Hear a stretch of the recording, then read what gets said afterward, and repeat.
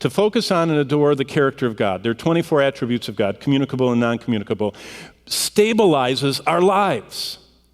Immediately when you go in and have a wreck on the way to work, that is no surprise to God. There's stability, knowing the character, adoring the God who is controlling our life, and knowing that everything that happens to us is neutral. And it's an opportunity either for us to be refined, which is a trial, which is positive, or it gets us ruinously close to responding wrongly and ruining and disqualifying. After we have preached and told everybody and invited everybody and witnessed everybody, we cause despite to the name of Christ. Or we can adore his character and allow him to stabilize our lives. Do you know what's more phenomenal than a few thousand or 10,000 for a movie cam or whatever it's called, the stabilizer thing? God. God says the work of righteousness is peace. The effects of righteousness is quietness and assurance forever. God says, I want to stabilize your life. You want to have a stable life? Do you want to be, up and down and desperate and like the Hong Kong bankers jumping out the window because of the downturn in China? Or do you want to have great peace? Focus and adore the character of God. It stabilizes our life. Focus and worship his majesty, who he is, who it is we're talking to when we talk to our Father in heaven. I mean, the Star Wars launch was great. $1 billion, I guess. They're going to hit soon. Good. God made the universe we can't even see the edges of yet.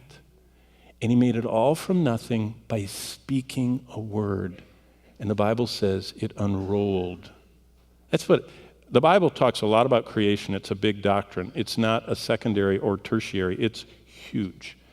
It says God unrolled the universe from earth like a tent. Boy, I get that because we're tenters. You roll that thing up tight so it fits in the bag. You unroll it. You step on one end. You go like that and it goes, and it goes to the extent God pulled the universe out. Doesn't matter if it's 16 billion light years or 130 billion. I know where the center is, and it's here. And everything rolled outward. And that ignites our passion that we get to work for him.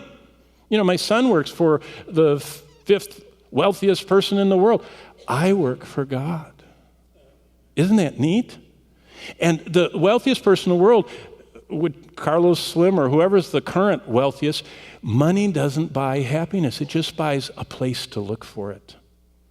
But we know the one who said, in my presence is fullness of joy. And he says, I want you every day to focus on me. And if you'll focus on me, it'll stabilize your life. It will ignite your passion. You'll start having a joy in what you live for. You know why you're here. You know what you're supposed to do, and you do it. And boy, that is really comforting. And it quiets our lives. You know what one of the most thrilling things to do is? I don't usually quote Roman Catholics, but Francis of Assisi said it well. He says, everywhere you go, preach Christ. And when necessary, open your mouth. You see, we live such an unusual life that people take note of us, that we're one of those that's been around Jesus. Do you know what's horrible? After one of the earlier messages, someone came up to me and said, you know what? You inspired us. I said, well, I hope the Lord inspired you. If I do, it won't go very far. They said, you know what I mean. I said, okay. And they said, we have 2 friends that know the Bible in and out, backward and forward, up and down. I mean, they're kind of like Bible Excelsius.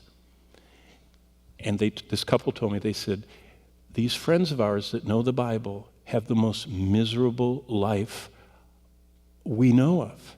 They are the most miserable people. If you get near them, their lives are wrecked. They are miserable. And they said, I'm inspired to ask them why they don't have the abundant life that God offered.